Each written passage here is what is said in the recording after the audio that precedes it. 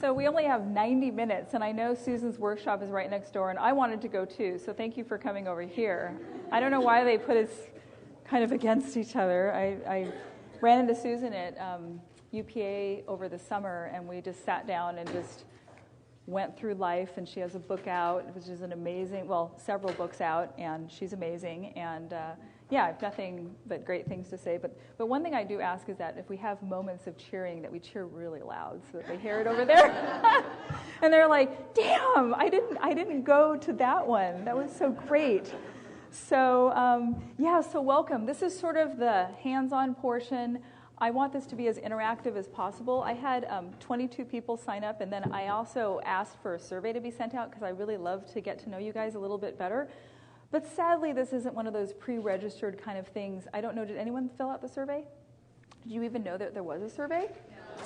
Was not sent very, I guess I sent it out, and I did have 0 responses, so I figured that it didn't really get through. So usually I ask questions like, what's your role? And, who's doing research, who's not, what are the goals for today?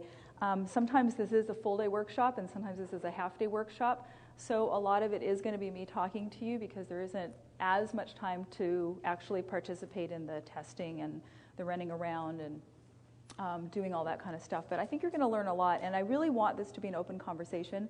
So I have been doing this type of research and user experience design for years and years and years. I didn't even know it was user experience design until recently. So it's just the type of work that I've been doing. I do have everything posted, and I will continue to post things. This is participatory, so if you have links or things that pop up in your mind, if you can send me an email.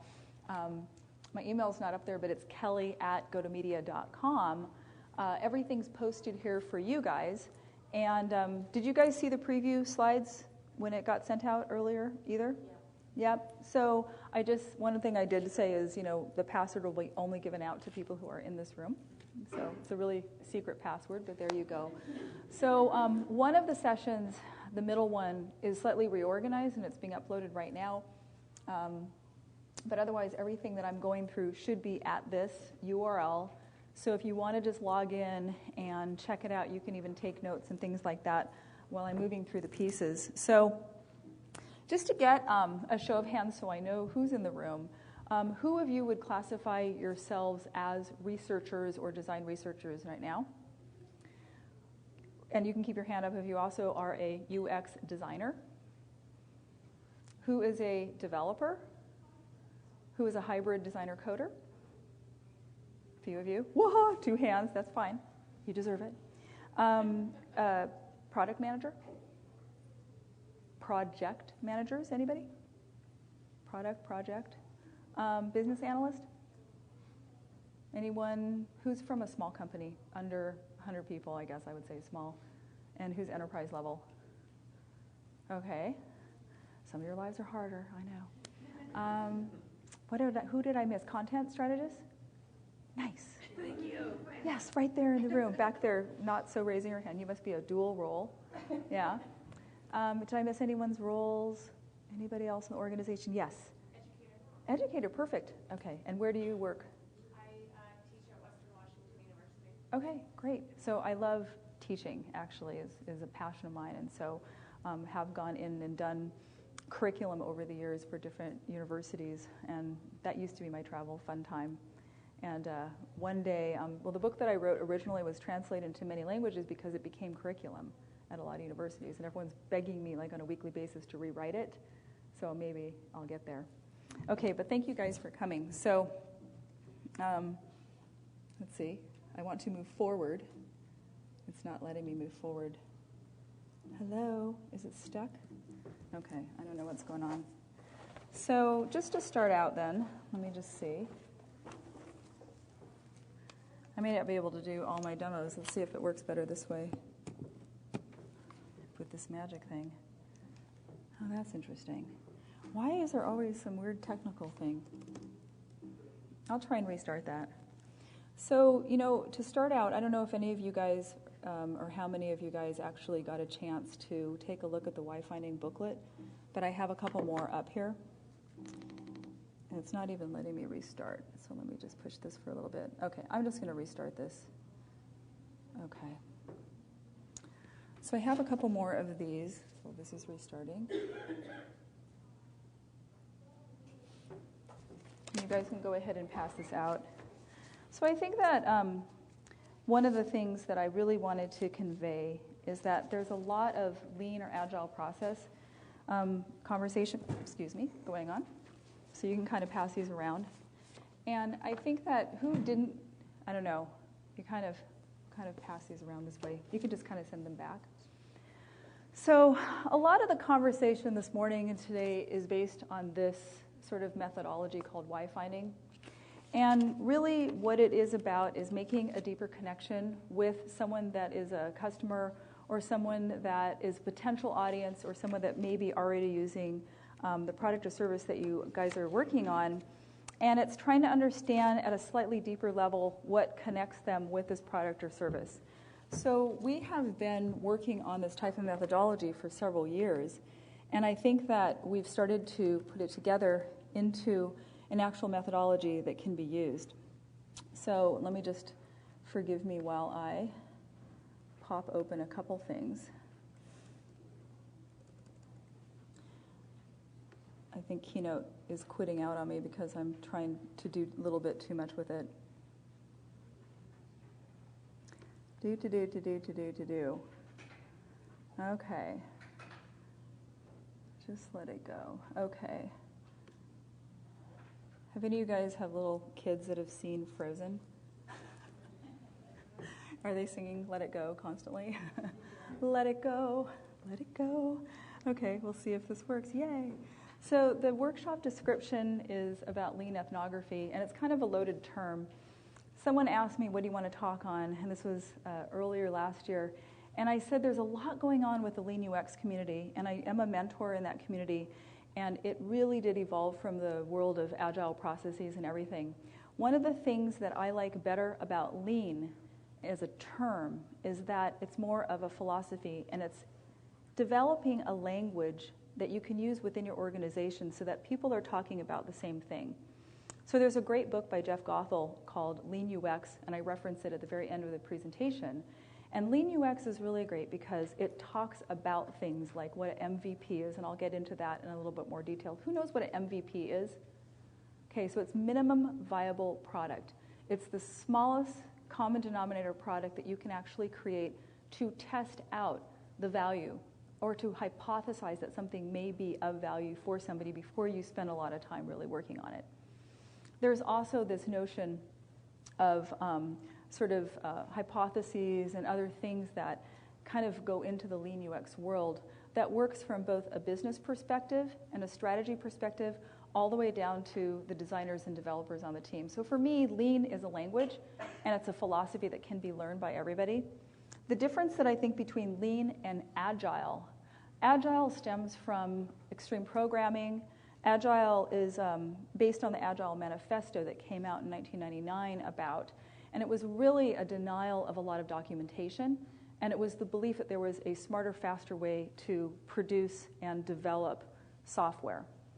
And the difference between Lean and Agile, in my perspective, is Agile works as a complete process if you follow it down to the letter, and it's really developer-focused even still. And I know tomorrow there's going to be some conversation about Agile and user experience, but I have tried it and tried it and tried it and tried it and lectured on it and done workshops on it over the past 12 years. And the one time or the 2 times or the 4 times that I've seen it work is because the team was able to follow the process all the way through down to the letter. They were doing Scrum, they had daily stand-up meetings, they were educated in the process, they were bought in, and they were aligned as a single team doing the process. And Agile can work, but it's a very rigorous thing. It's still mostly developer-focused. It's still hard to integrate a lot of the business processes and a lot of the design artifacts and a lot of the research artifacts into that process, whereas Lean, again, is a philosophy.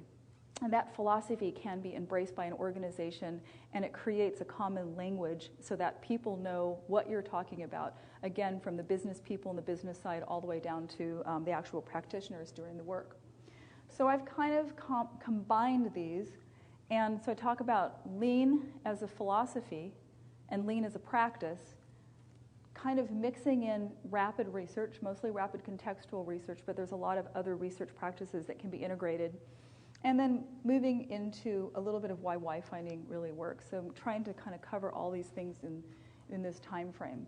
So today, really, we're going to be going through this idea of what lean UX research is and some rapid research techniques that we use. And again, it's discipline, it's motivation, it's your desire to get it done, get that information back to your team so that you can hit the ground running.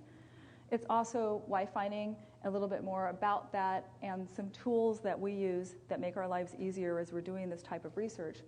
And then we have a little bit of time to do some why finding exercises and also have a live discussion.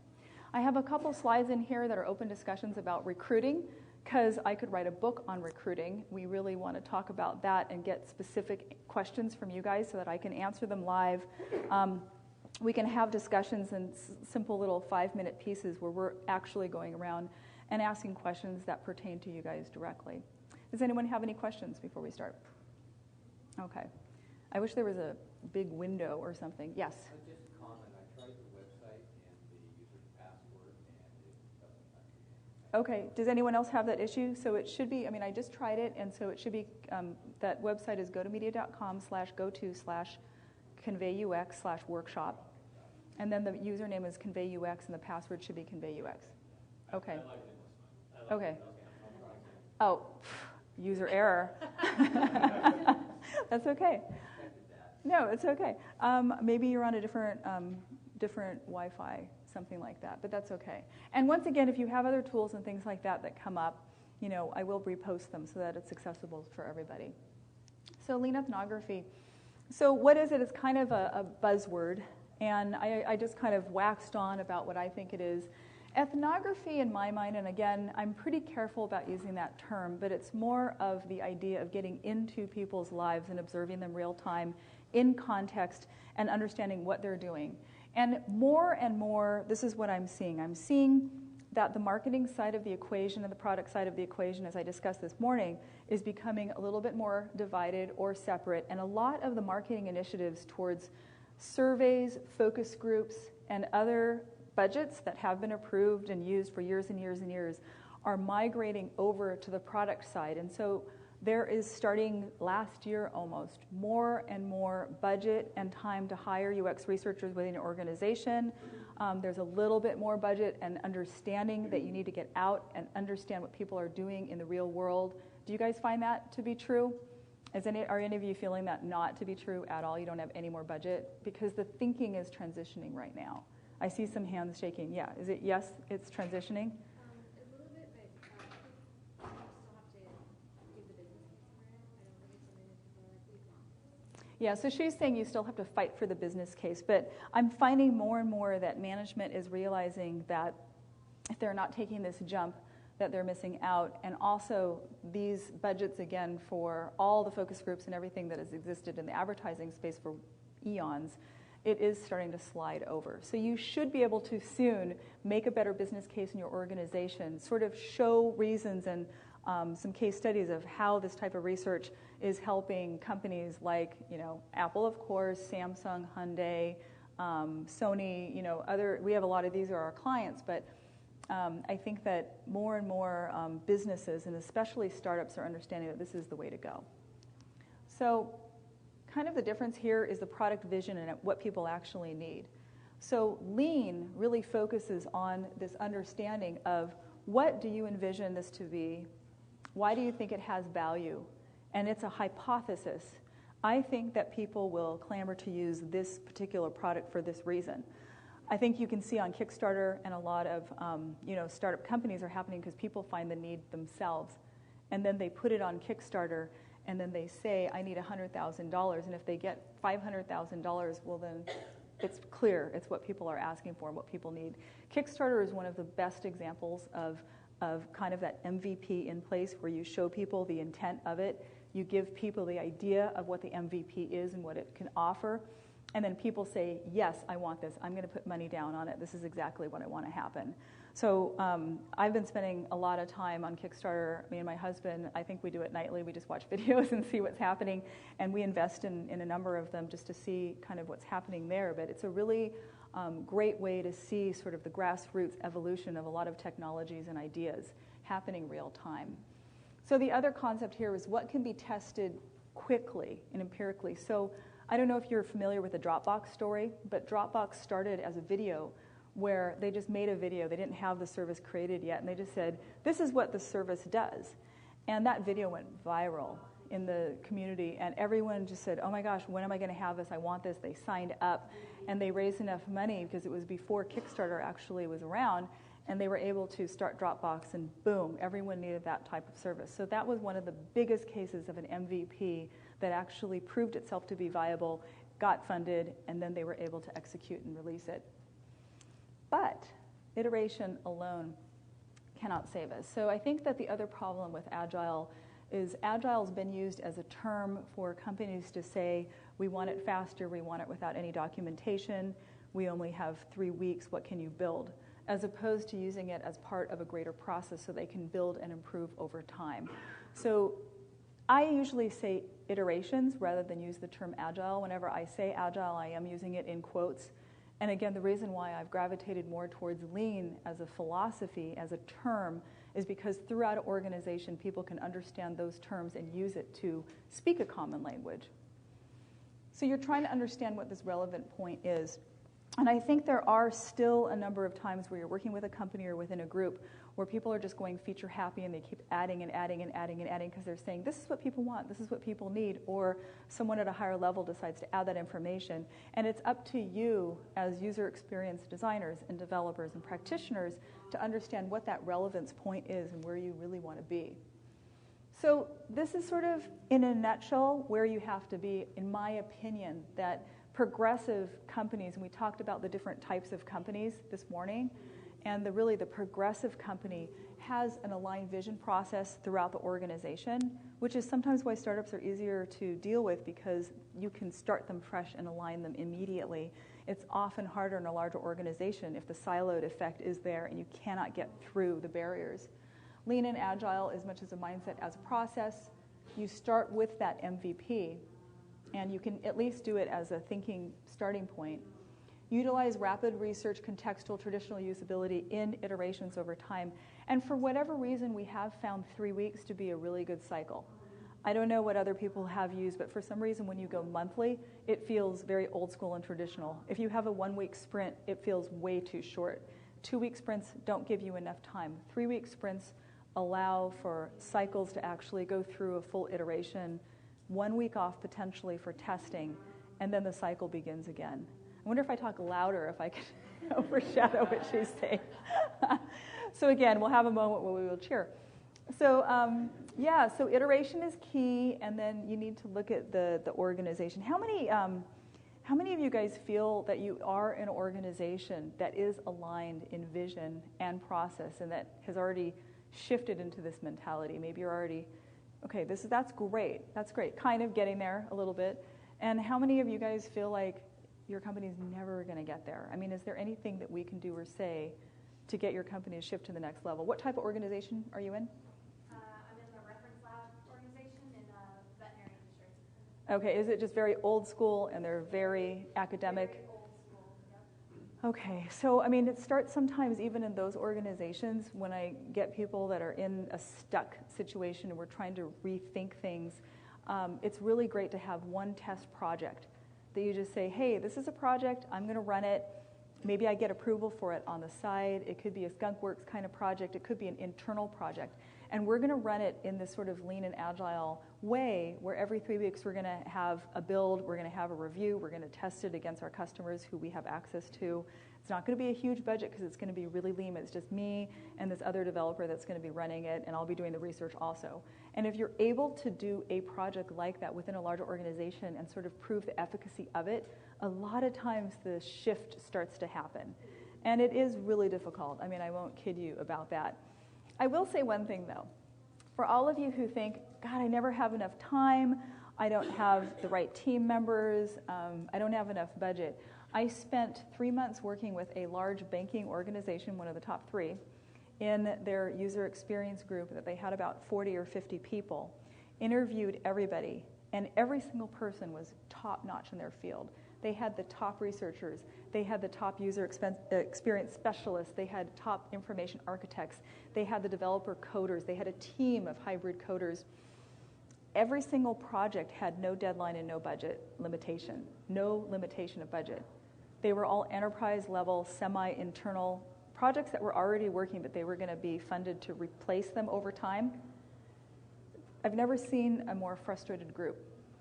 So just so you understand, having all the time in the world, no limitation to budget, what happened was the QA people were like, I have to be at every meeting, because if you're going to do it right, you need to bring QA in it from the very start, right? So every single meeting that they had 30 or 40 people in it, because everybody ideally should be involved from the very beginning.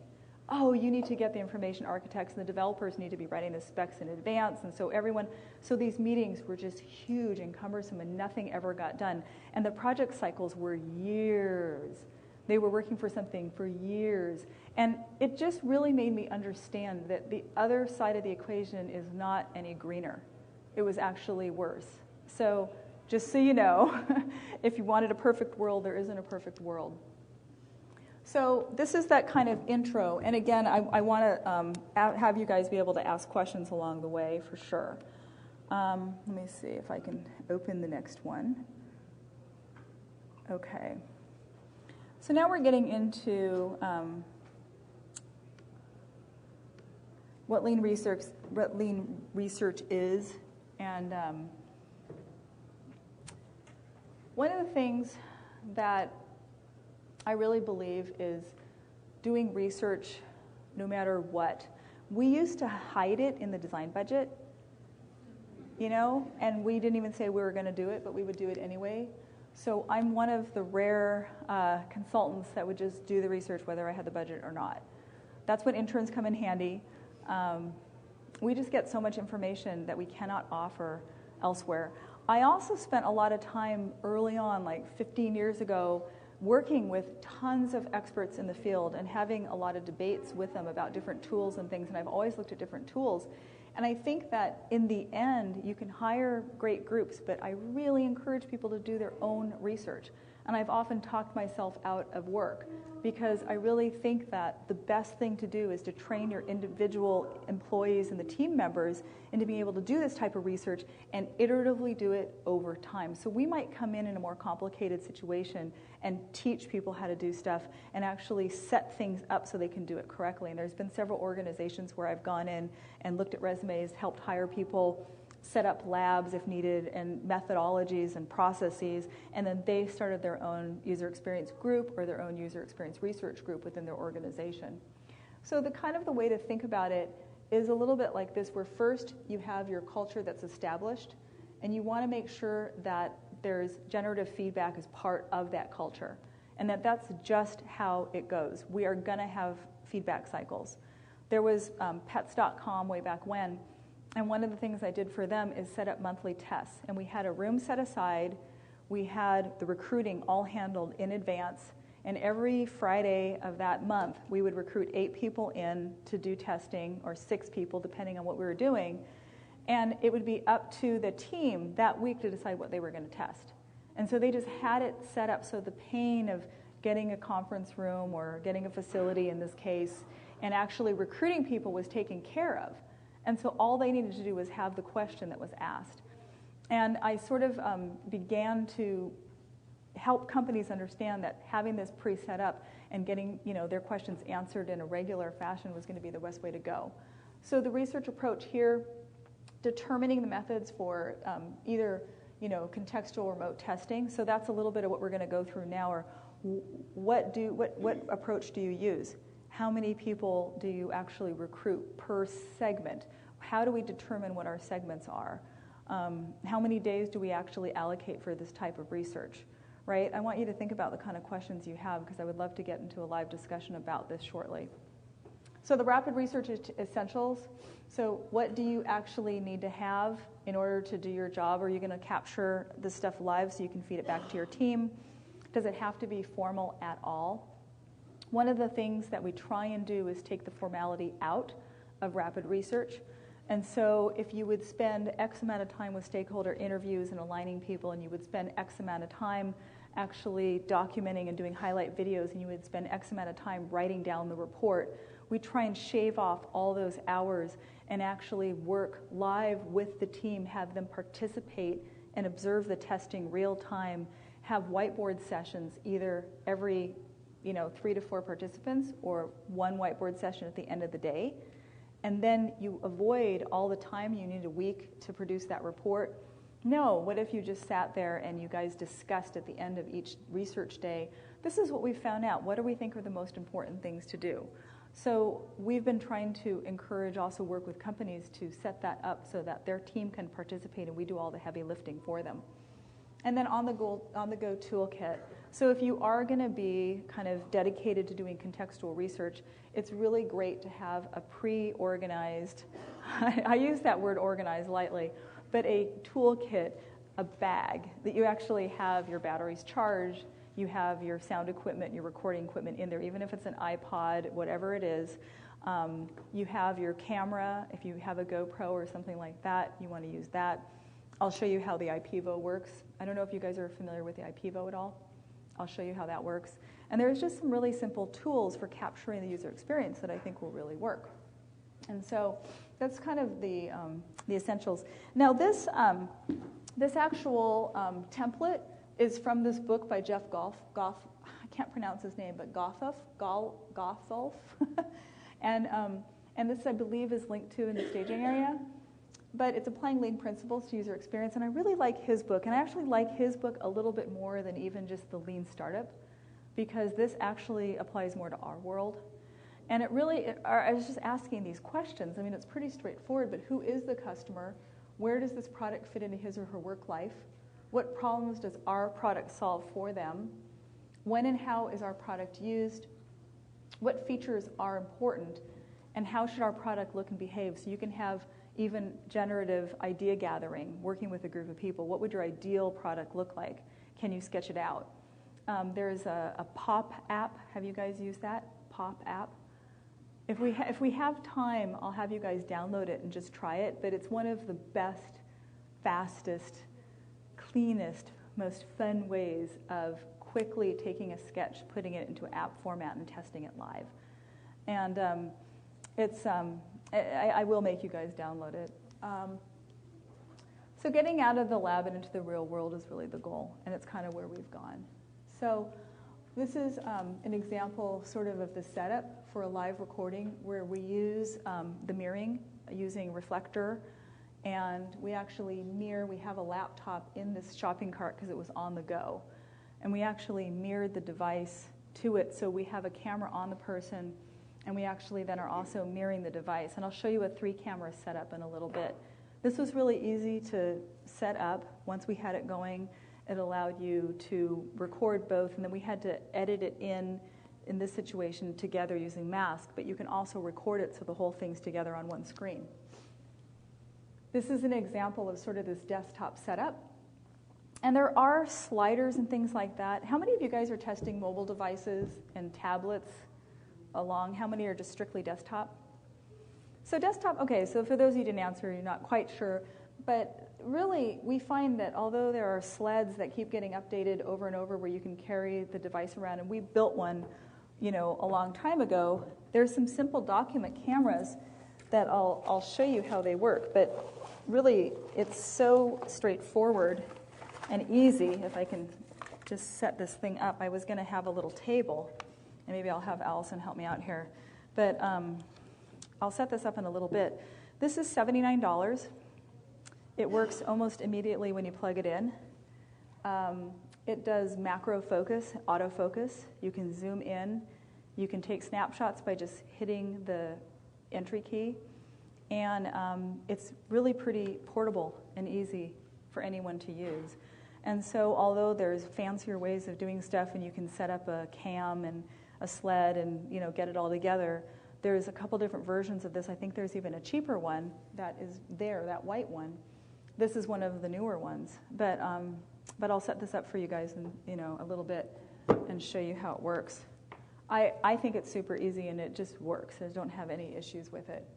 So for stats and analytics, this is Flurry, and the only reason I'm putting this up is because part of the whole lean process is making sure that you are kind of making sure that the assumptions are handled and that you're then doing iterative testing to make sure that there's validation, and then you measure, and you just make sure there's a measurement piece in there. So I'm all for analytics whenever I can get my hands on it. In this case, Flurry is a free analytic tool for mobile devices only. But it's really great because there's also different types of analytics that you have to actually pay for. And we found that when we used Flurry, we launched an app called Tempo.ai, and it was in partnership with SRI's technology. They developed Siri. So it was one of the first AI-enabled smart calendars. And we got a lot of traction on it from day one. It was really a fun experience. We pre-launched it in in Canada under a different name, and used Flurry to really gather a lot of stats and to see what was happening real time. So a lot of the experiences that I've been able to participate in have been working with large corporate behemoth entities all the way to being a partner from the user experience side into a startup. So I think that there's a lot of things that can be done within both of those regimes. FlightPath is a little bit more visual, and it's a little bit more expensive.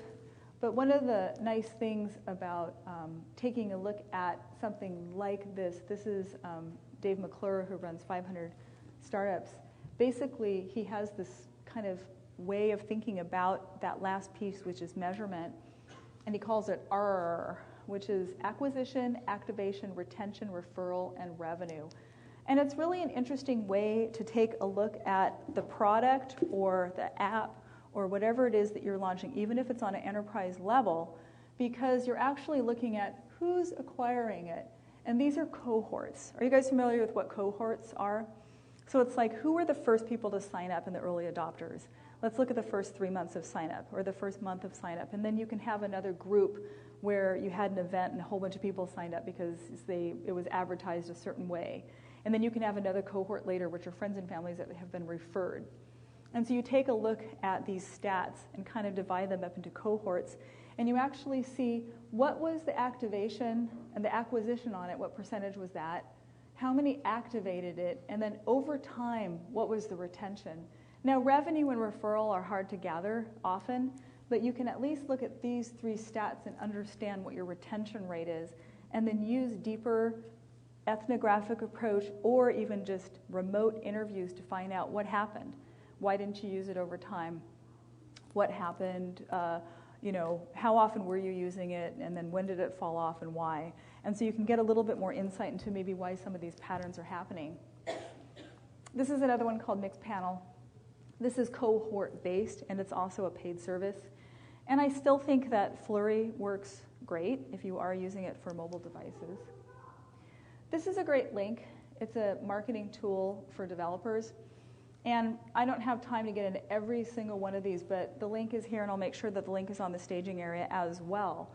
And really, you're looking at these categories: market research, mock-ups and prototyping, galleries.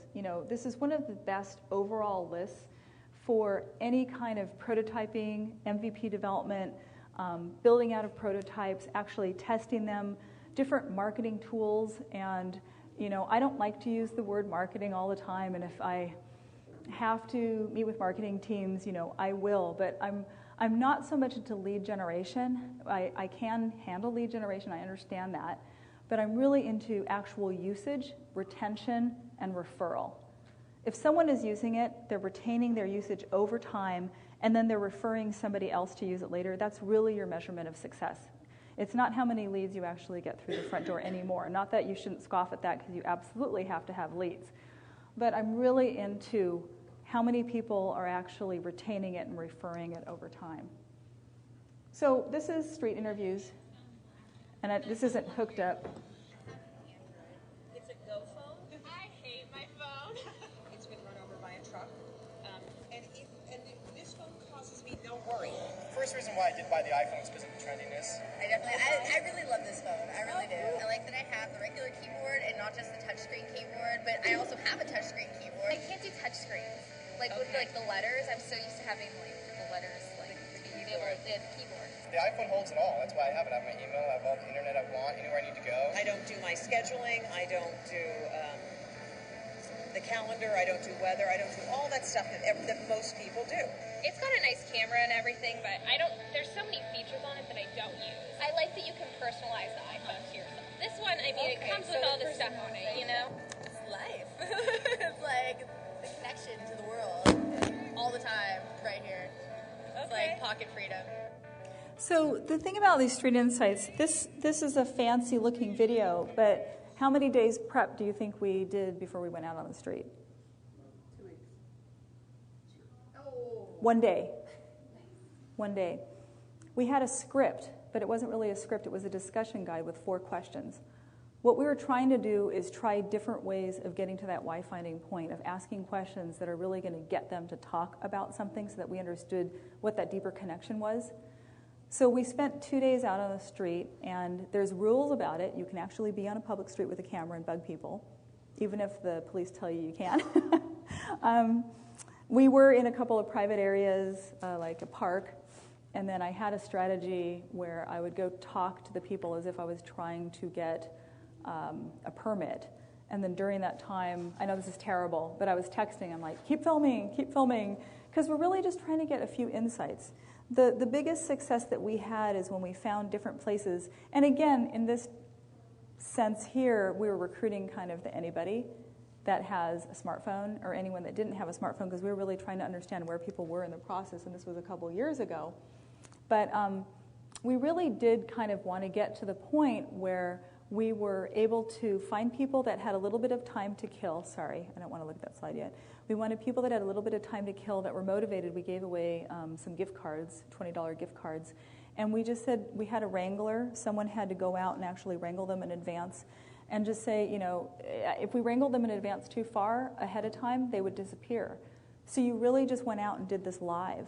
And you needed a wrangler, a moderator, and if you were filming, you needed a camera person. You could also just use audio. You have to have a release form. And so those are the things that we did. And we had a really, really light discussion guide with just 4 questions on it. And here's the areas that we want to really get them to talk about. And we've used this in a lot of cases to pre-recruit, to actually meet people, find out what motivates them, find out if they fit any of our criteria.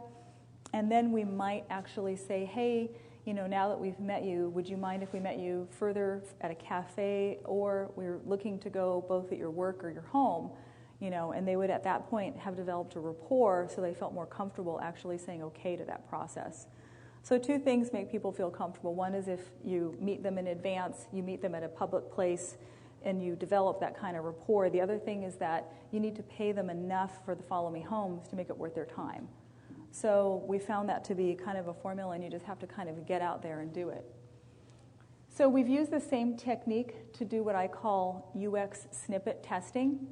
And what this is a little bit trickier to talk about, but basically we had an app, and we would have features that we were turning on and off, and then we would have questions within our design and development team. And we would just say, well, why don't we just test that particular feature against people live on the street or people that are actually using the product that we already had lined up, and just spend 10 minutes at a time with them doing this. And I have another slide called 10-minute testing.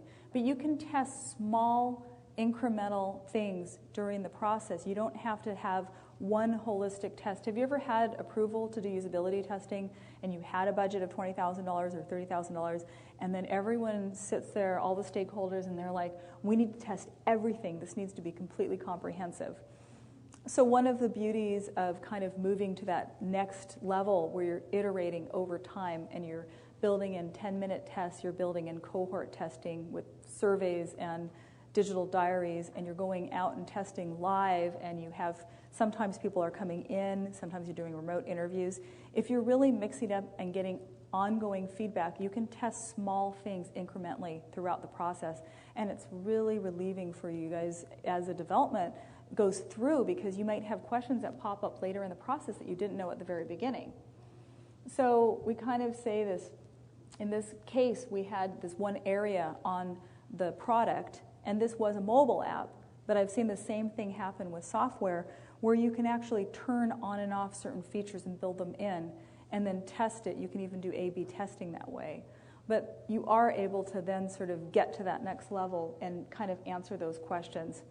I call it the salad dressing question because one time I was at a company called food.com, and we had a table literally of about 30 decision makers, and we spent almost 2 hours talking about salad dressing and whether we should sell salad dressing on the website and whether that was branding or do you know how much money it costs to have that conversation? I mean, if you take all the owner, the guy from Disney, I think, was the CEO, and to spend 2 hours talking about salad dressing, I thought was the most ridiculous waste of time. So if you have a question like a salad dressing question, you're able to test it against people real time and get answers that just solves your problem right there, and it's worth that $30,000 or whatever we spent at that meeting talking about it. So cafe testing is also great. And again, this is a little bit more for people who obviously are Amazon shoppers or a little bit more of a generic audience. But what we have found is if we're just trying to get simple feedback, if we go to a cafe or to a place where people are sitting, not commuting through really quick. I don't know if anyone can open the door back there, but we've got to get the air through, and we need coffee, and it's the afternoon, and I feel like the stifled air is starting to build in here as I talk about research, which is really exciting to me. But so the cafe testing is really great, and this type of idea can happen also at conferences. So if you have a developer conference, we went to Hawaii. It was a nice location. And it was full of the whole B2B audience developer community. And we did the same sort of thing where we had kind of a booth set up. We had someone going out into the conference area and wrangling people. We offered either $15 gift certificate or people just participated because they wanted to improve the product that they were using. We were able to do quick 15-minute rounds of testing with about 30 people a day in an actual community area where we wouldn't be able to reach them otherwise. We did this with IEEE. We did this, I think, with Symantec. We did this with, a bunch of companies where the developers are a little bit trickier to reach. They don't have time, but they were here in the setting. Any of you guys have access that way to your end user through a conference or something like that? Yeah, so you should really take advantage of that and sort of pre-set it up. So cafe testing, the ideas behind it can also work in a whole communal event.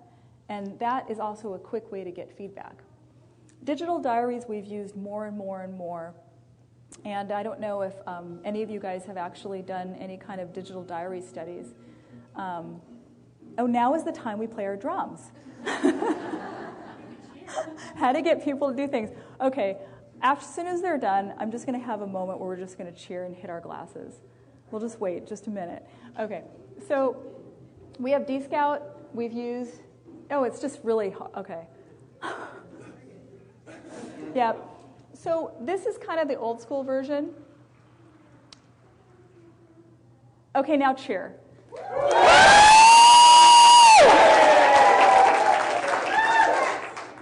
Okay, awesome. Okay. So we have DScout and EthnoHub that we've used. DScout actually works more and more and more.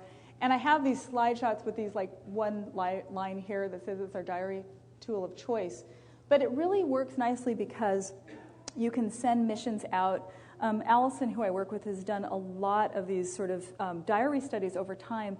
And there's even tips to get people to actually enter information if they sort of slide off. So we've been doing this with product releases.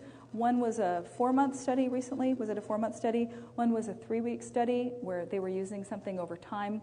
And then they were supposed to sort of do these snippets every time they would use something, but some people would fall off. So we were able to kind of have a raffle because they know they're one of 6 people that are doing this. And so we'd say one person randomly is going to get a $25 gift certificate. And you can just try little things like that to keep encouraging people to enter their diary studies. But what's really interesting about this is if you have a product or something that evolves over time and you really want to track a longer study, then you don't have to always put the time and energy into calling them or meeting them in person and kind of following up with them on a monthly basis, if that's even possible. But with a diary study, you're able to send missions out and just say, hey, you know, one of them can be every time that you're having a problem. It could just be a troubleshooting kind of situation, or every time they use the product or service, you want them to record that. Or you may send them a simple survey and have them fill out that survey and give you information. Or you may have them take a picture of their environment. That's often how we start. And so you're able to get a really great, insightful view of who your audience is, what their context is, and what they're actually doing. And what's really great about that, I think, is, you know, a lot of times we bring people in for testing, and we have done the formal lab testing, of course. But when you actually go out into the real world, they're using different things. Like one time, I remember working for a bank, and we went out and met with the COOs and a lot of lawyers, and we actually went out to the banks and meet with them and found out, you know, what type of old school browsers they were on, or how often they really use the product or service, or that they had CD-ROMs and binders that were also containing the same information. And so you kind of see a whole different picture of what the competition is that they're up against, or why they're forced to use your product or service, because that might be the only thing that they can use. I remember one time someone I worked with was being interviewed. He was it was male models and what they do in their real world job. And so he was actually the assistant, but he was pretending that he was an account manager. So he sat down at the computer and they were filming him, and he was gorgeous, and he couldn't turn on the computer. And so just things like that. It was really funny when you go into the actual environment what happens. So this is digital diary. I really, you know, believe in it. And then for live observation, if we have time, we're going to take a break, and I'll be able to sort of set this up and show it to you, hopefully. We were making, did you get it to work? I mean, we get it to work with our devices, but basically, I don't know if you've seen this little device, but I live in Half Moon Bay, and are you familiar with Mavericks at all?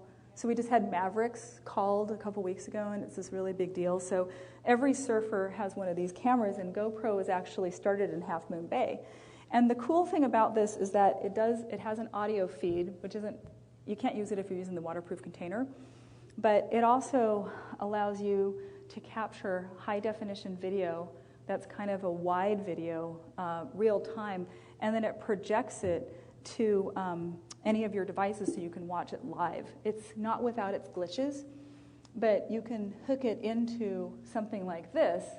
And I can sort of pass this around if any of you guys haven't seen it. This is the waterproof container. You can't put audio into that, but we use an audio cord that is specific to this device, and we feed it into a wireless receiver, and then we're able to take this as a second camera or more of a contextual camera during the process. And this little guy actually records really well, and we'll try and set it up so you guys can see a sample of that. But it's about $300 for that one, and I think there's one that's about $200. And so it's really easy to add that to your kit, along with some kind of audio equipment so that you're always able to capture the information.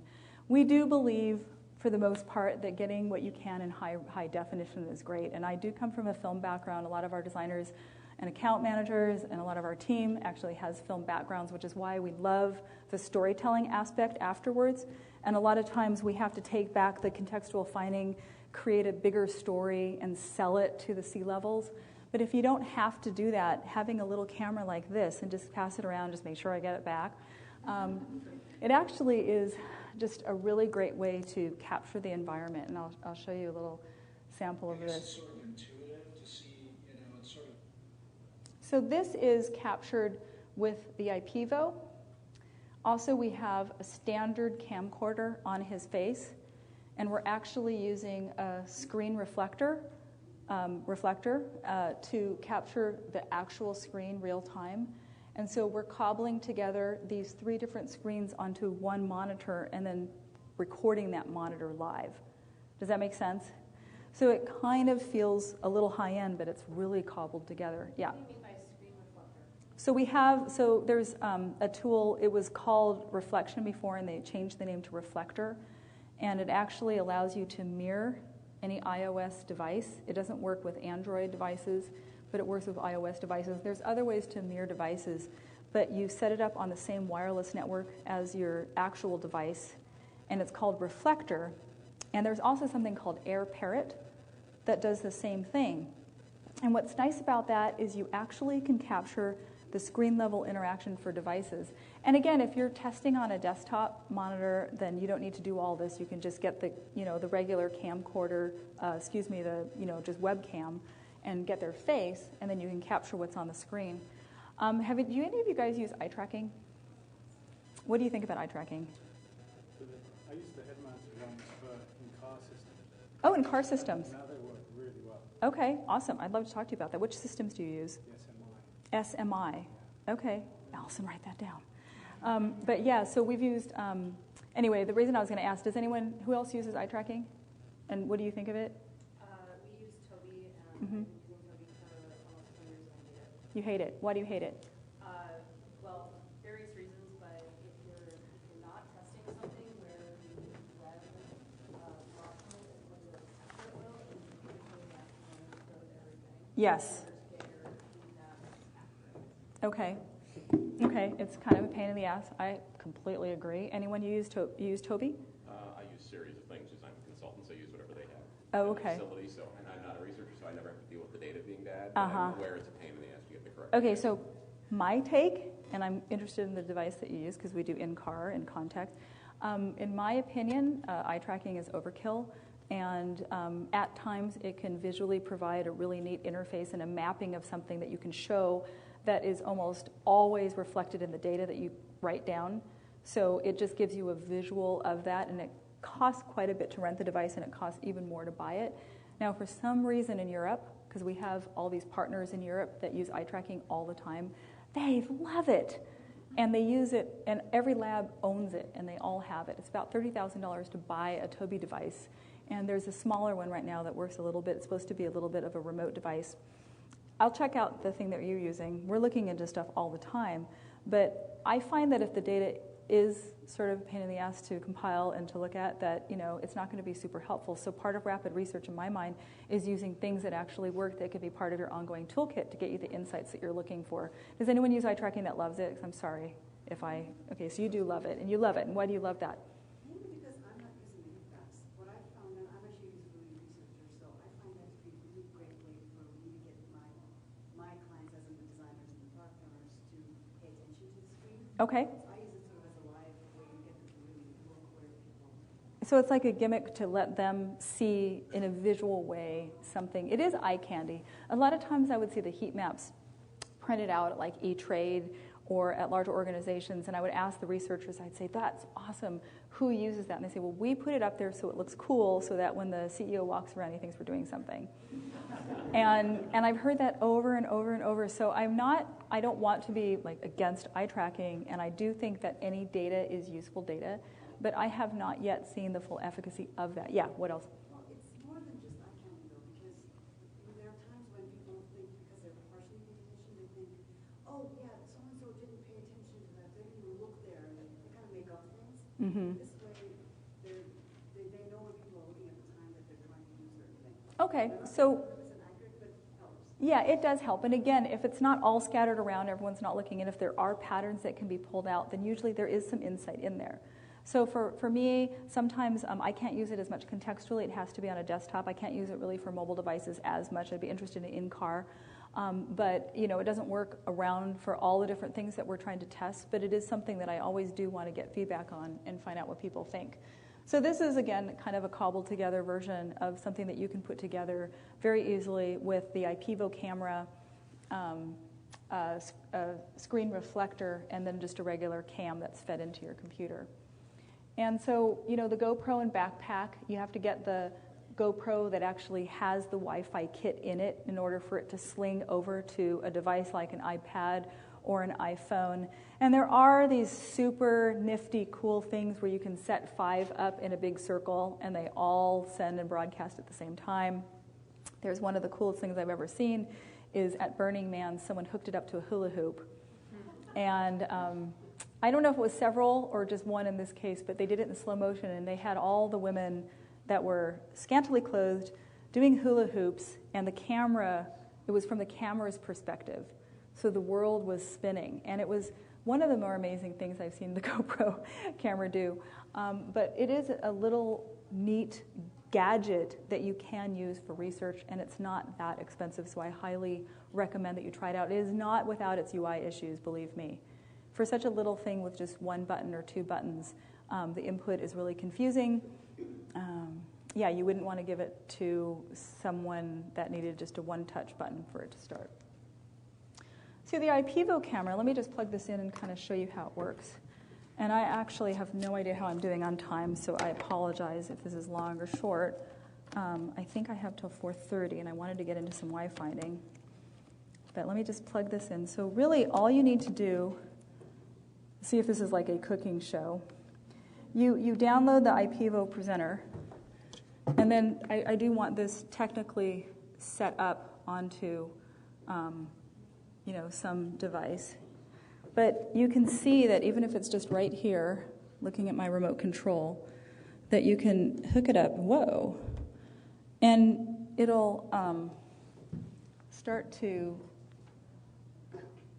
it should autofocus. Yep, there we go.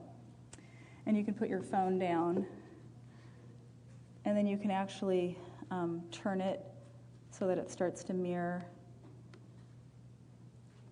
that way. If I'm actually interacting with it, it's pretty easy to see. And yeah, it's not one of those things where you can take the phone and hold it naturally. You have to kind of block off an area. But you can see how clear it is, how easy it is, $79. I like to use it because it just works. You just have to download what's called the IPVO presenter down onto your computer, and it just works. And so yeah, I think this is a fabulous little tool, and I really encourage everyone to use it. You can also use this, there's a way to set it up so you can just scan documents in, and so it's a scanner. I think it's great, especially if it mostly comes from educators, but we use it, well, I use it a lot. So I think it's a pretty cool tool. So let's see. Oops. Oh, there's your updated document that didn't get sent out yet. Sorry about that. Okay, so let me just finish this thing. And do you guys have any other questions so far? So this is an example of the GoPro.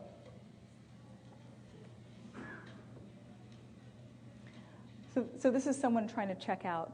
And what's interesting is what are all the distractions that she's facing? And she actually had to give the kid a timeout because she said, if you do that one more time, and then the kid did it one more time, and so she said, excuse me. And she had to take the kid out and gave him like Gatorade, like this much Gatorade to drink, which I didn't understand, but we weren't in California. And that was supposed to calm him down, I guess. So anyway, the point is that this is the type of wide-angle clarity that you can get. You can also get the sound. And we had this mounted to the top of another camera that we were using, but you could easily just use something like this to capture a lot of data. So to follow the lean methodology through kind of what you're supposed to be able to do is pivot. And it's not a change in, it's a change in your strategy without a change in your vision. So your vision stays the same. You have your product vision from the start. But as you go through this sort of iterative testing, you can change and pivot slightly to kind of work with what you're doing, and that's called a pivot. Oops, so this is a duplicate slide.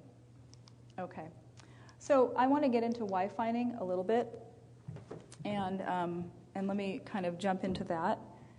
And, oh, this is one thing I just wanted to share with you. In terms of minimum viable product, I was in the airplane with one of my colleagues, Lisa, and she was holding her phone, and she was getting really tired of holding it up. So she took one of the diaper throw-out bags, and she ripped a hole in it, stuck her phone in there, hooked it to the back of the seat, and then sat back and read her phone. And it was just one of the best examples of someone needing a solution right at that point, building it, prototyping it, using it, and she was really happy.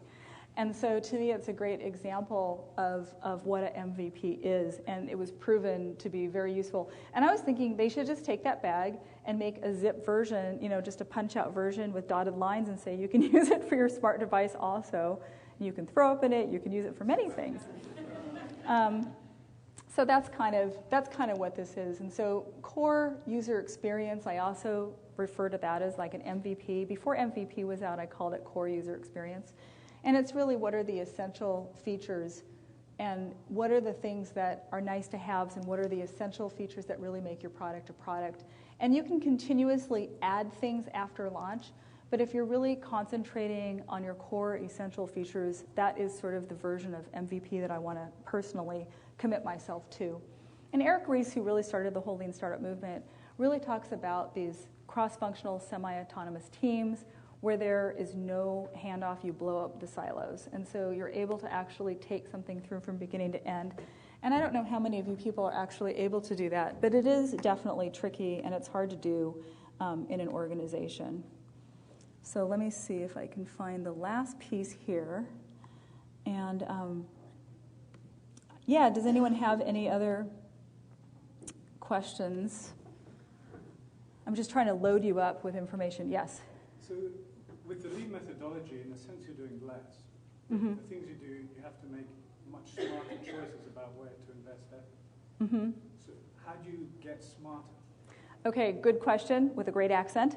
He's basically saying that you're doing less, but you're forced to make smarter decisions. So how do you actually make those decisions? So I think that what we're trying to do is work on what the essential questions are along the way. And if you have everything set up, that means that you already have the buy-in that you're going to do the testing in the first place that a lot of companies don't, right? And that means also that you understand who your participants are and that you recruit and handle that part. Recruiting is something that I have an open slide on that I want to talk about in more detail. These are the hard things to actually get bought off on. So at the time of being smart, we have to say, well, what is it that we actually want to learn? What are our questions so that we can move forward and build this product out? And if we have open-ended questions about how they're being used, then we need to get into people's lives and understand more. If we want to understand what people are currently using and doing and we can do that remotely, then sure, we will do remote testing and interviewing as much as we need to, especially if we're doing a desktop, if we're testing on the desktop. Testing remotely for mobile is a little bit trickier. How about something when you're testing a futuristic concept? So when we're testing a futuristic concept, you can do a couple things. They have this concept called the magic thing. Have you ever heard of that in research? So the magic thing would be, we used to do this a lot with Nokia, actually, when we were doing early concept testing. You would have something that has some characteristics, and it would be maybe a plastic piece that you would fabricate. You could do something really great with 3D printing now, where it's not really fully functional, it's nothing, it's just kind of a thing, and they call it the magic thing. And you would allow someone to use it to brainstorm with live. And so one of the things that we did is we followed a truck driver around and had the magic thing concept and said at the time, and this was 12 years ago, pretend like this has certain characteristics that you can scan something or take pictures with it. What would you do with it? So we were able to get them to live brainstorm on what uses they may have for that type of device. And they would say, oh, well, if I could do this, I would scan that. And I would know automatically and track that and be able to see when the shipment came in. We then did a mother and her kids, and she would use it when she was shopping, and she would use it to figure out inventory for her groceries to see when she was low and other things like that. And then we actually we had to follow a 14-year-old boy around school, and our practitioner at the time was 8 months pregnant, and it was a boys' Catholic school. And so she was following him around like this, and it was kind of funny because it was very obvious, but you try and shadow in a way that's non-obvious usually. But using the magic thing to kind of elicit brainstorming in early concept development is really great. And then we have also done roundtables where this is the only time I would actually say kind of this focus groupy kind of atmosphere is okay is if I'm doing a workshop style prototyping session where I actually have people divide up into groups. We have people on our team helping facilitate, and we actually sketch out and prototype live. And you can use Pop App to do that. Pop App is really great, and I'll show you a slide on that, hopefully. Hopefully I'll get to that. So in the time that we have left, I'm not sure exactly. Let me see what time it is. Okay, we have time. So why finding specifically, to kind of go through what I had said this morning, it's about that slightly unconscious piece that you're trying to get to. And the types of questions that we really want to ask are questions that get a little bit more into why people feel the way they do. So instead of demographic questions and asking age and, you know, all these standard things, occupation and everything else, we started to go out on the street and we would say, when was the last time that you'd ever been in love? And that would just take people aback. And we tried different things just to kind of start the conversation. These are with total strangers, so you have to just feel it out and be a little ballsy. And you have to try and capture the types of questions that get into that underlying side a little bit faster, because the other thing about rapid contextual research is we don't have 2 years to follow a culture around to find out what their habits are. We don't even have 2 days. We usually have 2 hours. So ethnography as a term is used very, very, very lightly. So when we try and get into what people really, really understand and need and what is frustrating them, there's heightened emotional moments where people are happy, people are frustrated, that you can really capture and try and understand that. Sometimes you can get there in a live interview. Other times you need to use some kind of diary to really follow it up. When we've done drive-alongs, we've gotten plenty of frustration moments, especially testing like voice-activated things and things that don't work. You know, people will try it and try it and try it again. And so it's really interesting how the hypothesis or the assumption that a company is making about how their product or service might work is really the opposite when it's actually working. And a great example is my mom has Verizon. She's trying to hook it to her Bluetooth, sound system and talk to my dad who can't hear. And so trying to have a conversation between my mom and my dad using those 3 types of, my mom's yelling into the device. My dad's going, I can't understand you, and so you have to try and take away that perfect scenario and understand what people are actually experiencing on a regular basis. So one of the outcomes that's really interesting is we might start off with a 2-part test.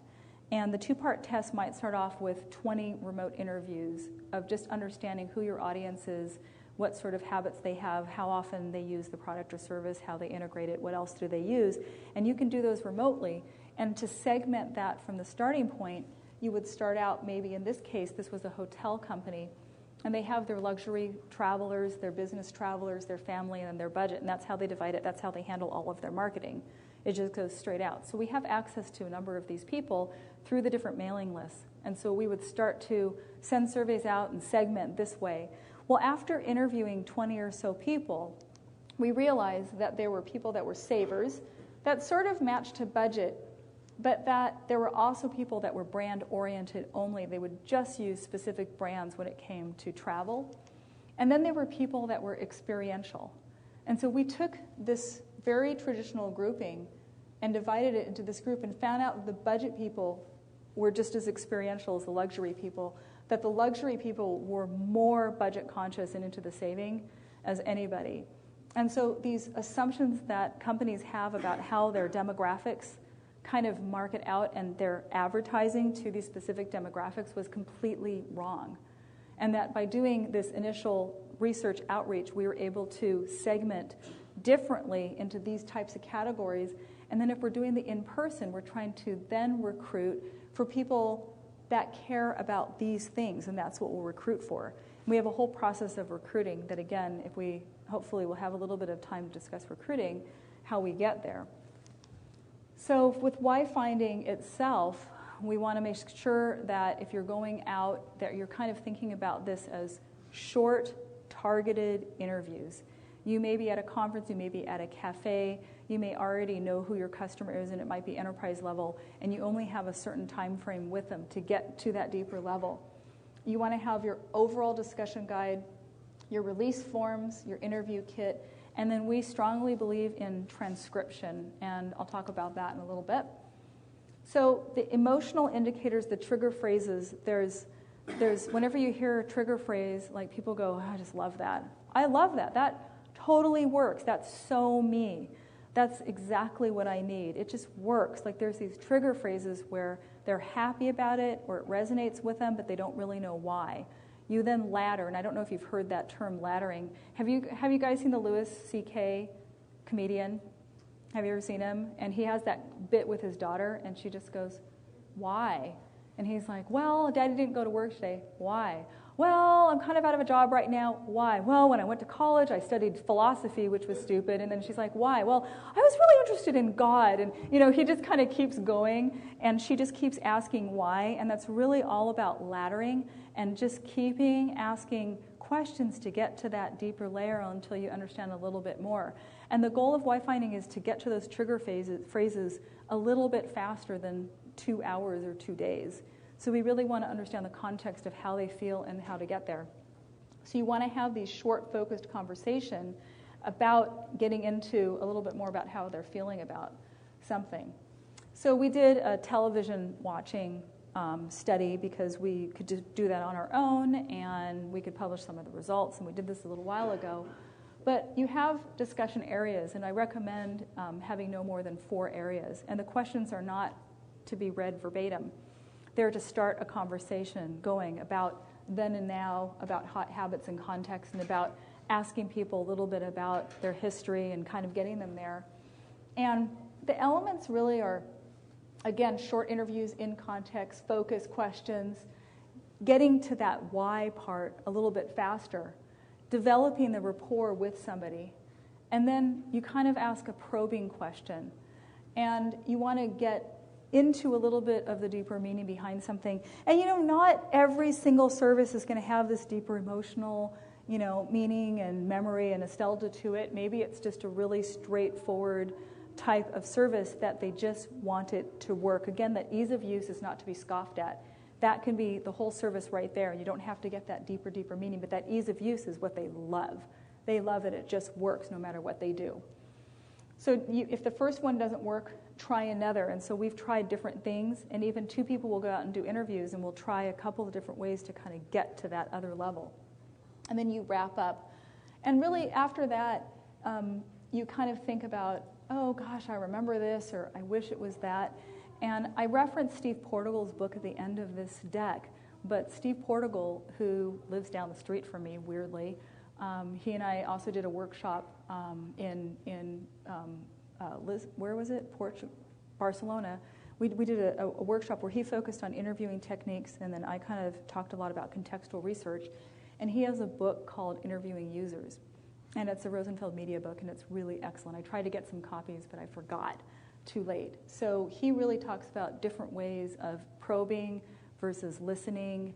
And one of the things that I just really remember is that sometimes we as interviewers just talk too much. So I would listen to someone, even recently, one of our researchers, and he had developed the prototype, and he was sort of talking it through. And I was like, shh, stop talking, just listen.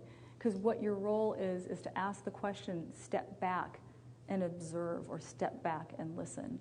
And it really is an art. And I remember some of the researchers, chewing gum or trying not to laugh or trying not to react and just kind of holding their mouth like this because they were trying not to say more and not to react. You just kind of watch, you listen, you try not to help somebody out if they're failing. So, the release forms are really important as well.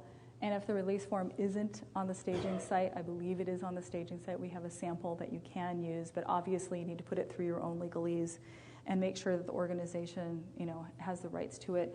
Generally, we tell our participants that they're not going to appear on YouTube. I might show a few things to a smaller group, but I would never publish it. And then other clients, of course, top secret, we would never release or show any of their specific information. So we are doing a project right now for healthcare sites where we actually are asking for a full public release. And we needed to really get that vetted so they understood, and we're very clear with them that these will be shown publicly.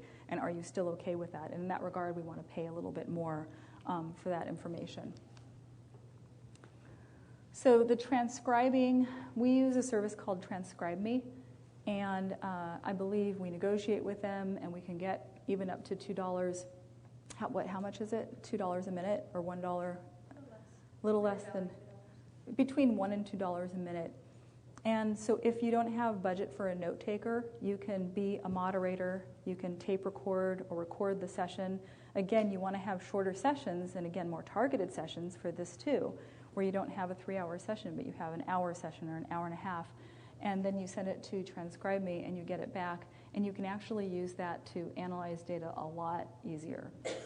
So that's something that we highly recommend. This is a video just showing kind of the live recording aspect, so you can see what it looks like. But in this case, it's showing like all the issues that maybe they weren't aware of as you're trying to use something while your hands are filled with other things. And there was also shots of mothers and their kids trying to multitask and doing other things. So we actually started putting a lanyard around the phone, and also there's this something grippy that you can stick to the back of the phone, so that if people are using it in store and trying to use it while doing other things, it wouldn't slip off, similar to kind of the stuff that you use in cars so that your thing doesn't slide off the top. So contextual insights, again, I kind of talked about this, but this is a worksheet to talk about, you know, how are you feeling, what time of day is it, what's distracting you, and then sometimes we're able to fill it in with actual pictures. One of the things that we try and do when we're doing contextual research is to keep taking pictures. It doesn't all have to be videotaped, but you should capture it somehow, even with the iPhone, and just get pictures of specific things, because as you translate it back to your team, you want to show them a moment. Even if it's someone driving with a headset and they're just pictures of them driving and talking, you kind of want to capture those moments where they have a moment where they're saying, you know, I wish something was a little bit different and I would want it to be this way. And you try and document that in your notes and take a photo to help you out. So in this case, we're at 3 different locations. We're at home, we're commuting, and then we're at work. And we realize more and more with multi-device experiences that people are not just in one place using one thing, and they're not completing the task at one time, but they're using multiple devices over time. So the reports that we need to bring out are a lot more contextual in nature, and they're a lot deeper. And so this type of sheet kind of outlines a persona that's a contextual persona. And so we try and do at least 2 different locations. So we go with them from a cafe, which is a safe place, to their work. We wouldn't always ask to go to their home unless we felt like we really had a comfortable rapport with them. One thing from a research perspective is we try and have 2 researchers if we do go into homes, and we do have pre-authorization. Most of the time we feel fine, but there have been, I don't know, kind of awkward times. Allison's actually given a talk called Interviewing in Awkward Places at the IA Summit. And so we've definitely been in a few awkward places, sometimes with clients where there's no place to sit down and it's really gross and dirty. So you never know what you're going to get. And we talked about why finding a little bit. So yeah, so this is kind of the overview. And one thing I wanted to get to, and I think I just have a few minutes left, is to actually have you try out a little bit about why finding. And what it is, and it's going to be a little bit loud, and we'll just try it, is just a few minutes where if you can partner up with somebody, and you're nicely 2 and 2 there. So just partner up with somebody. And for the next few minutes, one person, I want you to first try a directed interview and then an open-ended interview where I want you to ask about either your product or service and think about the types of questions that you would ask, or I want you to ask about television watching, and here are some sample questions. So the directed questions are very succinct. They're kind of the ones that you would use if you were trying to do remote interviews traditionally and get quick answers. And it's past demographic. It's not just how old are you, what's your occupation, but it's if you were talking about TV watching, you'd say how many times do you watch television per week, what devices do you use, what bandwidth speed do you have, you know, that type of thing. And then the open-ended questions, this is just an example, and I don't know if you want to go there, but when was the last time that you laughed or cried out loud? You know, one of the questions that we asked recently that we tried is, when was the last time that you just lost track of time because you were enjoying what you were doing so much, or you were so into what you were doing that you just completely lost track of time? And what happens is that person who's talking to you, they're just like answering questions because they think they're being interviewed. They go, wow, well that was, you know, and their eyes start to go back and they start thinking, and then you know that you're in that other state, that slightly under the conscious state is when they roll their eyes back and they go to the side and they start really thinking about it. So pair up, and this is just a very quick exercise, but for a few minutes, I want you to just interview the person next to you and ask them what services do you use. Ask them some directed questions, and I want you to ask them one open-ended question and see if you get a different type of answer. And we'll just do this for a few minutes, but if you could just partner up with someone next to you, and it's going to be loud, and I'll give you a little ding, but just see what the difference is between the two. Okay, so let's wrap it up. Was anyone actually able to get to the open-ended question where you felt like you were able to get a little bit more? What was the question that you asked? I asked him if he ever read a book that transformed his life. Oh, great. That's great. And what was the book? We all want to know. Design of Everyday Things. Oh, of course. Hey, I think that's the end of the session. That was perfect.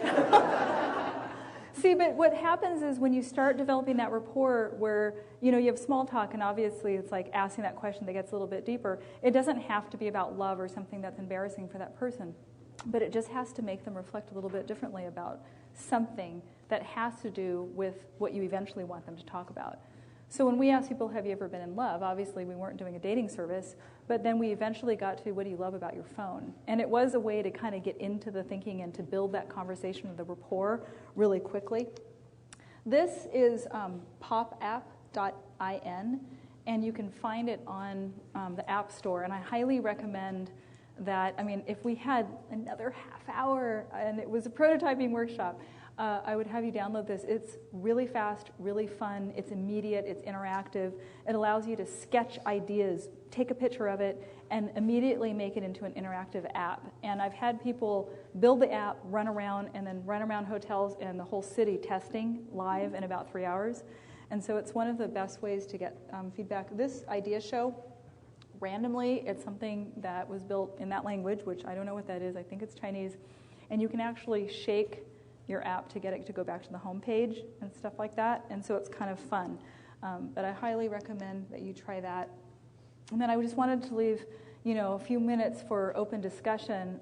I did want to talk about recruiting, and just to show you, I do have these books kind of referenced.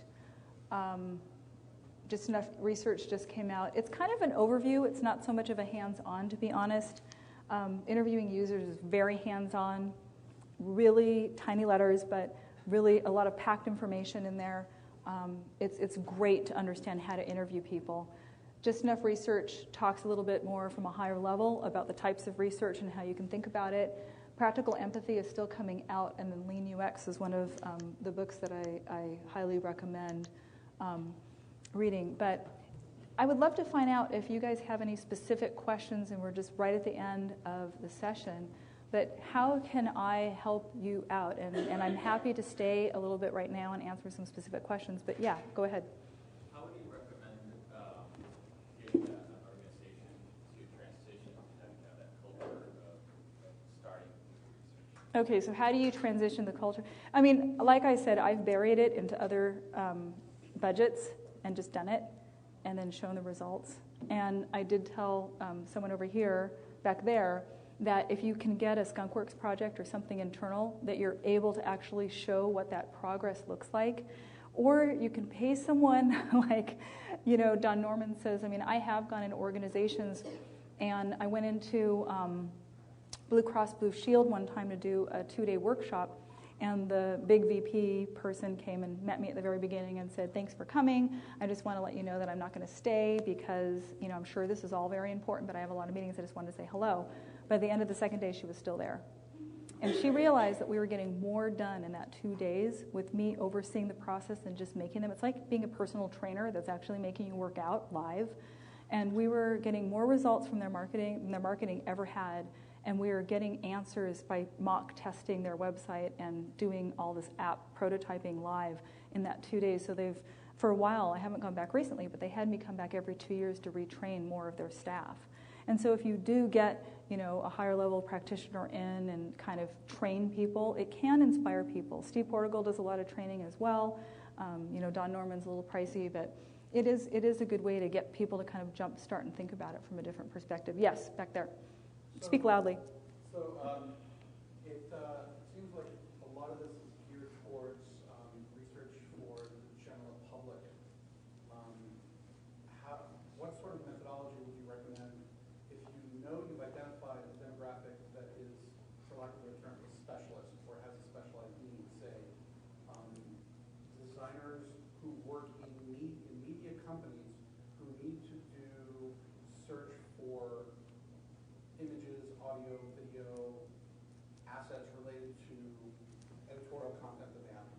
Okay, so you're talking about difficult recruiting, which is something I did want to talk about, and I will try and do it succinctly right now.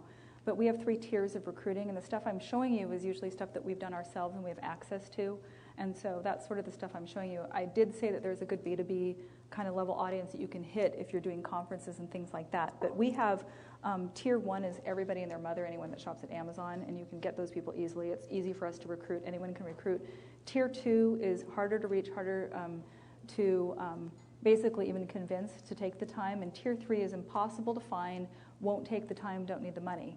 So doctors and lawyers a lot of times, people that you have to actually call favors from companies to actually have their CEOs ask them to participate. And even the tier 3 people that we do meet, we give gift certificates to, like, so they appreciate it. They hand it to their kids or whatever, just so that they know that we value their time.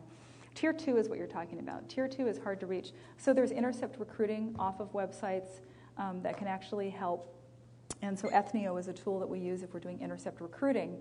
And the other thing is just calling favors and being scrappy by using existing kind of lists and things like that that the client potentially already has. And then you have to sometimes deep dive into, I won't say that it's a tried and true method, but sometimes you have to go through friends and family. Sometimes you have to use lists. Sometimes we have 2 different recruiters that say that they can do it, and we let them start their process the way they normally would, and then we go a different route by using lists or intercept recruiting off of websites or other things. And sometimes we've even had to go and do postings at different places or use newspapers, not just Craigslist, but actual newspapers, and actually put postings in. Sometimes we put stuff up at libraries or at schools or in stores. And so the different levels of recruiting, the way that we handle that is for every level we have a base fee to handle kind of the legwork and the surveying and everything else. And then we charge per participant, but we usually end up spending 3 times as many hours as you would think recruiting for the tier 2. And the tier 3, you have to have help. So we do this type of recruiting a lot, and each time it's a little bit different. And the one thing that I would say is you ask a little bit less up front, and you ask a little bit more when you're interviewing them in person. Over the phone. So we don't tell them enough information so they pre-qualify themselves. We actually just get enough information to know that they sort of fit the characteristics, and then we take the time on the phone, 10 minutes, to actually talk and have them tell us more, and we get a lot more information that way. Yep. Yeah, gets you. There's obviously many different sizes of companies. Is there a way of presenting research that's more effective than others? It just kind of varies. Yes, is there a way of presenting research that's more effective? Well, that's why we do a lot of storytelling. And that's why we've opted to use higher res video. Again, we love it. We have Canons, the 5D and 6Ds. We have 2 each, so we often do a 2-camera shoot, one of them holding a device, or if it's in the car, we have them at the dashboard and we have their face separately. We sometimes combine that with the GoPro, so we even have a 3-camera shot. Sometimes it does appear that we're a film crew and you have to use the clap to sort of sync everything together, but you don't even need to have that highest level of quality. You just have to have enough of the elements of video and pictures, so you can even take pictures and just always make sure you have an audio recording running, so that you can take the time, if you can get an intern or someone that's familiar enough to be able to tell that story. A 3-minute video that circulates at the sea level is going to tell that story in the best way. And so we usually end up having an executive-style presentation with a short summary video that we would then present to the highest level. And then we're brought in to do that. But if you're internal, you don't always have to do that. But sometimes if you do a great video and it's short and sweet, someone at the highest level will take a look at it. And it's pretty compelling when you get people talking about it and it's not just written down as a quote. And even when we were doing some voice recognition studies recently out on the road, and people were talking to it again and yelling at it, and it really does make an impact. It's a little bit more, the frustration shows a little bit more when you actually have a video to support it. So it makes a big difference. Anybody else? Yes? Where do you store all of the information once you gather it? Good question. So we have terabytes of storage. We also have usually 2, I don't know how big usually the hard drives that we get. They're about $200. and we usually have 2 project hard drives that are on the go. So if we are out and about and we're recording on a computer, we always do a backup just in case something happens to that computer. And we also have one that we usually deliver in the end to the client because the files are really large, and we do have to track them. And so the recordings, if you've ever done recordings on a computer, we do have separate computers. It took us a long time to realize that we needed to have separate research computers and separate laptops for traveling. Safety while traveling with all that equipment is kind of a concern. So some of the bags that you take a look at, there are specific bags that are kind of low profile that have locks and things like that, that you can actually lock them if you're walking away from it for a minute because you don't want to lose any of that equipment. But we have tended to build in the cost of 2 hard drives per project so that that can always be stored there. And then we have these large sort of repositories of our own that are backed up. So we keep filling them and storing them. But media, I mean, especially with all the projects that we go through, it fills up quickly. Any other questions? Yes? Just quickly, how would you manage translation or interpretation of various languages? Okay, so translation. So we work with 24 different countries, and we often do translation. And so we either have a live translator, and you pay them per day, and they're about $1,800 per day. If you're translating into English from the foreign country, it's a lot cheaper, obviously. But if we're going into Korean or we're going into German or something else, then usually the translation cost is between $1,400 and $1,800 per day, and you have to hire that person. They can be on the phone and translate live, and so they can also translate after the fact, which is way more expensive. And so we've done it both ways. And so it just depends. There's companies that specialize in that. We have one company that I work with where the person and her 3 people that she works with, they speak 18 languages. So it's pretty nice in terms of the needs that we have.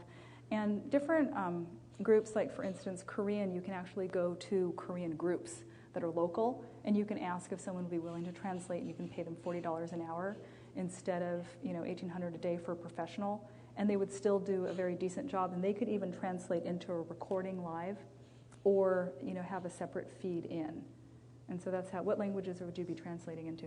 14 languages. Yeah, 14 languages. So, I mean, when we're doing testing globally, we try and ask people to speak English, and we recruit for that. So, I mean, that makes it easier for us, of course. But we have dealt with translation quite a bit.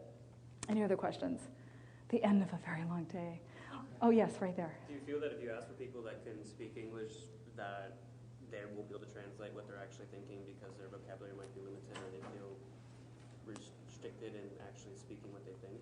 The English speaking, the question is if we ask for English speaking people, are they restricted at all? When we ask people to speak in English, usually it's countries that English is pretty common. As a matter of fact, when we have websites where it's multilingual, a lot of people will just go to the English website anyway.